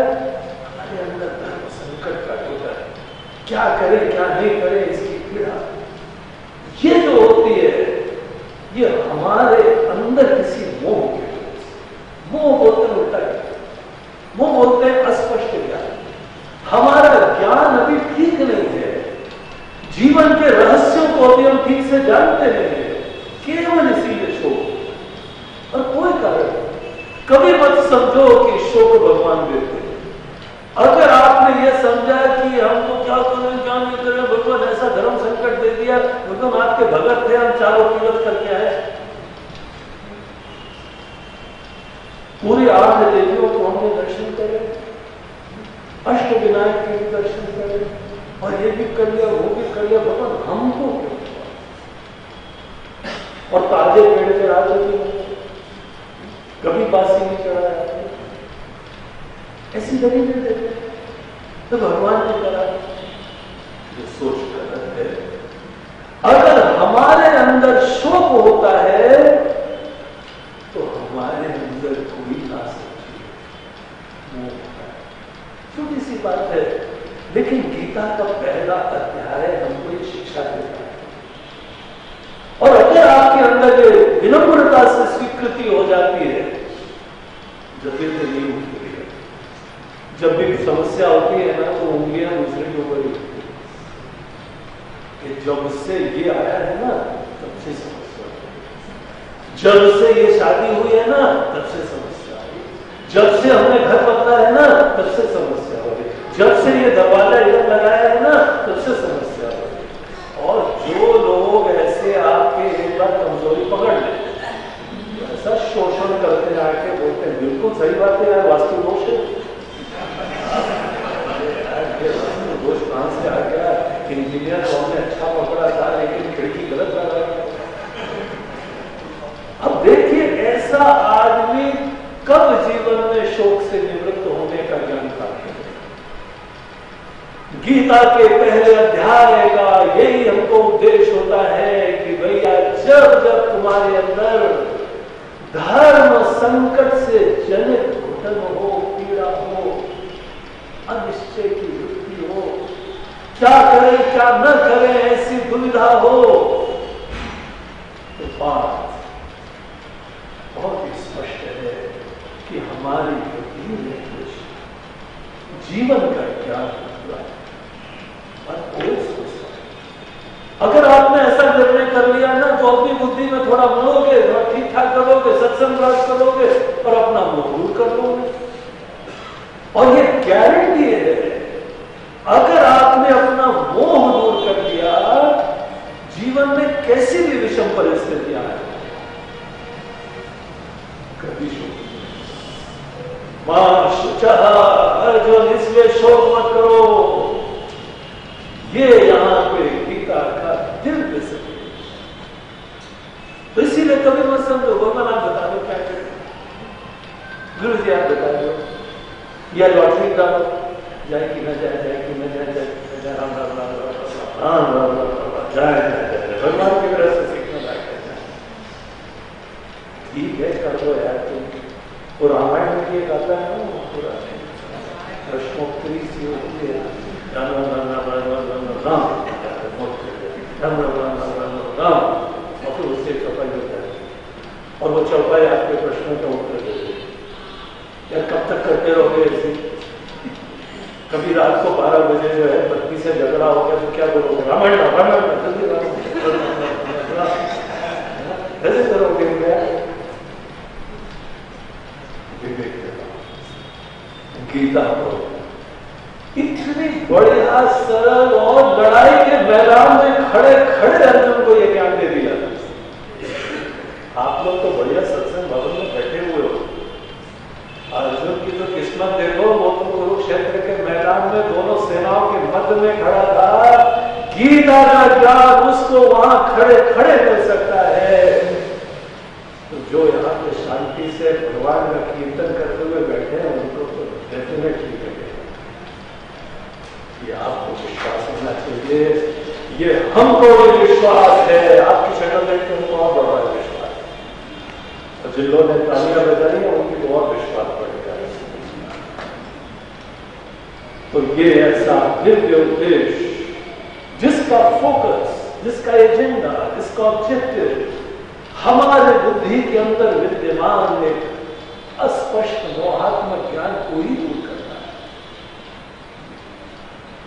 और आपको कभी कोई कष्ट नहीं। सुख दुख आए आप समत्व से निकल लोगे, सकारात्मक दृष्टि से निकल लोगे, और धर्म संकट तो कभी आने नहीं आना। और यही संतों के स्वास्थ्य का राज है। हमारा मध्य प्रदेश क्यों विशाल? शोक ही नहीं आता है, कोई भी परिस्थिति आता है, ऐसा नहीं है जीवन बड़ा आसान है। शरीर होगा तो 50 जगह दर्द हो गए, और आपके जो स्वजन लोग होंगे वो समस्या होगी, अनेकों प्रकार की समस्या जीवन में होगी, और नौकरी धंधा तो करते हैं सभी जो है भक्तों के ही सेवाओं से कार्य चलता है। टेंशन ही नहीं आता, संकट नहीं आता। हमारे जैसों के जिसके आगे पीछे भी कोई नहीं, उसको धर्म संकट नहीं आता है, तो आपको तो आगे पीछे बहुत खड़ी होती है, आपको तो निश्चित रूप से नहीं आना। ऐसी बड़े ऐसे अर्जुन को जो शोक से टूटा हुआ खड़ा हुआ था, उसको भगवान ने दूसरे अध्याय में उपदेश देना प्रारंभ, और इस बार हम लोग गीता का ये दूसरा अध्याय यहां पे पढ़ने जा रहे हैं। गीता के समस्त अध्यायों में दूसरा अध्याय जो है सबसे पूरा गीता का सार है। अगर एक अध्याय आपको पढ़ना हो, जिसको एक अध्याय पढ़ के पूरे गीता का निचोड़ आपको प्राप्त करना है, तो 7 दिन का कोई भी प्रोग्राम हो सब कैंसिल कर दो, आप यहां पे शाम को पहुंच जाए, कोई भी हो 7 दिन तक कैंसिल कर दो। इतना बढ़िया, और बहुत भगवान की बड़ी कृपा से आपको ये मौका मिल रहा है कि गीता का दूसरे अध्याय का जो स्पेक्ट्रम है, कैनवास है, श्री गणेश होता है, अर्जुन शोकाकुल है, तो पता है तो कहां होता है? तो पूरी यात्रा है दूसरे अध्याय, जो एक शोकाकुल व्यक्ति है वहां से प्रारंभ करके आदमी पूर्ण रूप से ज्ञानवान कैसे होता है? अगर एक किसी अध्याय में ये पूरा मार्गदर्शन कर दिया गया है, तो बहुत अच्छा अध्याय है। इसका नाम सांख्य योग है और वो सांख्य योग नाम दूसरे अध्याय का हम लोग अगले 6 दिन तक, बड़ा अध्याय है, 72 श्लोक, लेकिन यहाँ पर हम लोग डेली कुछ श्लोकों का पाठ करेंगे। और आपको पाठ कभी जो है मौका मिलेगा जरूर आओ, गीता के श्लोकों का पाठ भी करो। आपको नहीं पता है तो हम सिखाएंगे, हम बोलेंगे और आप अपने जवान से गीता के श्लोकों का उच्चारण करेंगे और आप समझ जाओगे आप नहीं बोल सकते। सब सुंदर। तो कल से जिसके पास अगर गीता नहीं है जरूर मिल जाए। गीता प्रेस ने तो ऐसा काम की करी है, 3 रुपए 2 रुपए में गीता मिल जाती है। के खरीद के लाओ, अगर नहीं है तो जरूर रखना। गीता सदैव पास में रखो। आपको अपना भगवान बनाने के लिए, मोह से निवृत्त करवाने के लिए ऐसा कोई उद्देश्य है जिसका हम लोग कल से प्रारंभ करेंगे।